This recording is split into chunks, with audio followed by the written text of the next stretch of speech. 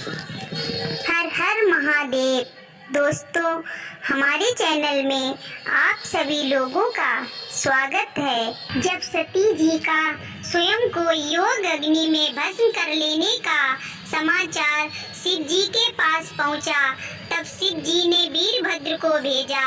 उन्होंने वहां जाकर यज्ञ विध्वंस कर डाला और सब देवताओं को यथोचित फल दिया। सती ने मरते समय शिव से यह वर मांगा कि हर जन्म में आप ही मेरे पति हो। इसी कारण उन्होंने राजा हिमाचल के घर जाकर जन्म लिया। जब से पार्वती हिमाचल के घर में जन्मी, तब से उनके घर में सुख और संपत्तियां छा गईं।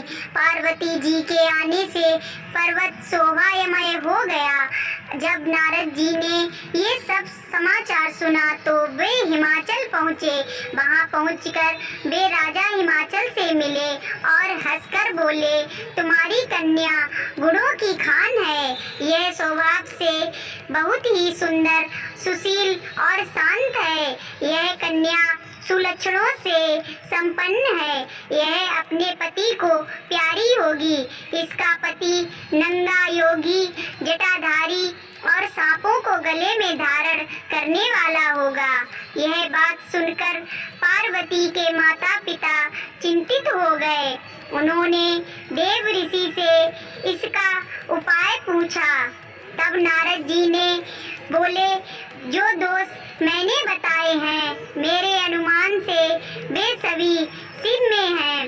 अगर शिव जी के साथ विवाह हो जाए तो ये दोष गुड़ के समान ही हो जाएंगे। यदि तुम्हारी कन्या तप करे तो शिव जी ही इसकी किस्मत बदल सकते हैं। तब यह सुनकर पार्वती की माँ विचलित हो गईं। उन्होंने पार्वती के पिता से कहा, आप अनुकूल घर में ही अपनी पुत्री का विवाह कीजिएगा, क्योंकि पार्वती मुझे प्राणों से अधिक प्रिय है। पार्वती को देखकर मैना का गला भर आया। पार्वती ने अपनी माँ से कहा, माँ, मुझे एक ब्राह्मण ने सपने में आकर कहा है कि जो नारद जी ने कहा है, तू उसे सत्य समझकर जाकर तप कर। यह तप तेरे लिए दुखों का नाश करने वाला है। उसके बाद माता पिता को बड़ी खुशी से समझाकर पार्वती तप करने गई। पार्वती जी ने शिव को पति रूप में पाने के लिए तपस्या आरंभ की, लेकिन शिव को सांसारिक बंधनों से में कदापि रुचि नहीं थी। इसलिए पार्वती जी ने अत्यंत कठोर तपस्या की ताकि शिव प्रसन्न होकर उनसे विवाह कर लें। जब सप्तऋषि सती की परीक्षा लेने गए, तब सप्तऋषि ने पार्वती से जाकर पूछा, तुम किसके लिए इतना कठिन तप कर रही हो? तब पार्वती ने सकुचाते हुए कहा, आप लोग मेरी मूर्खता को सुनकर हंसेंगे। मैं शिव को अपना पति बनाना चाहती हूँ।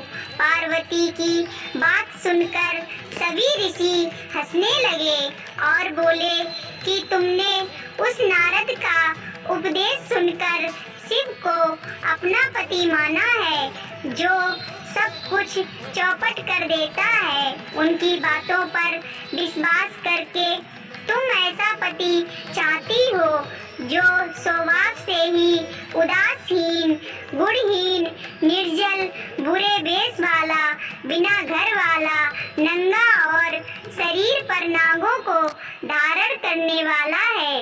ऐसे वर्ग से मिलने से कहो तुम्हें क्या सुख मिलेगा। अब हमारा कहा मानो, हमने तुम्हारे लिए बहुत अच्छा वर चुना है। हमने तुम्हारे लिए जो वर चुना है वह लक्ष्मी का स्वामी और वैकुंठपुरी का रहने वाला है। तब पार्वती उनकी बात सुनकर बोली कि मेरा हट भी पर्वत के ही समान मजबूत है।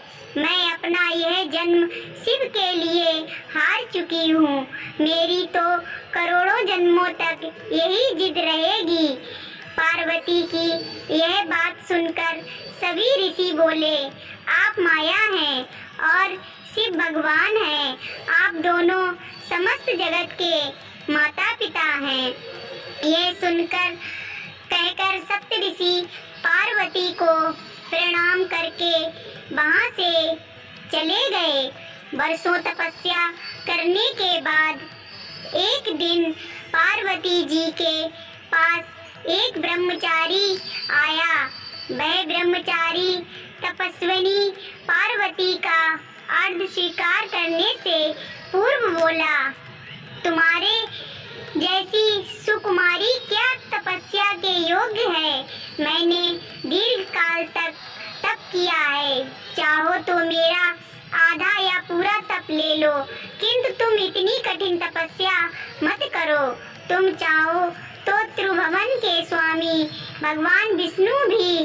किंतु पार्वती ने ऐसा अपेक्षा का भाव दिखाया कि ब्रह्मचारी 2 क्षण को रुक गए। फिर बोले, योग वर में 3 गुण देखे जाते हैं, सौंदर्य, कुलीनता और संपत्ति। इन तीनों में से शिव के पास एक भी नहीं है। नीलकंठ, त्रिलोचन, जटाधारी, विभूति पोते सांप लपेटे शिव में तुम्हें कहीं से सौंदर्य दिखता है। उनकी संपत्ति का तो कहना ही क्या, नग्न रहते हैं। बहुत हुआ तो चमड़ा लपेटे लिया।